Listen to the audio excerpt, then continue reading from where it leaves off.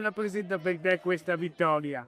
Rappresenta tanto, tutto il sacrificio che abbiamo fatto quest'anno è stato ripagato e siamo davvero contenti come gruppo perché dal primo giorno di ritiro che ci lavoriamo come obiettivo è sempre stato quello di tornare in Serie A e adesso che ce l'abbiamo fatta è davvero emozionante, me lo tengo dentro stretto. E gioia tra i tifosi del Venezia Football Club, stavolta in Serie A per restarci, dicono non come una semplice meteora, lunghe code negli store per trovare maglie e cappellini celebrativi della Serie A, in campo Santi Apostoli, batte forte il cuore arancione-verde con il club Altamarea. Ho appena fatto una tessera del tifoso per mio figlio che sta in Australia, che verrà, speriamo, a vedere anche lui la partita. Sì, venerdì.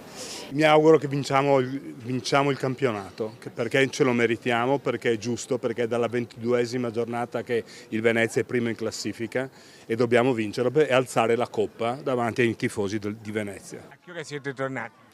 Tardino, ma non tardissimo, devo dire la verità, perché ci hanno fatto uscire non prima delle 6:15 e siamo arrivati a Venezia alle 11:20.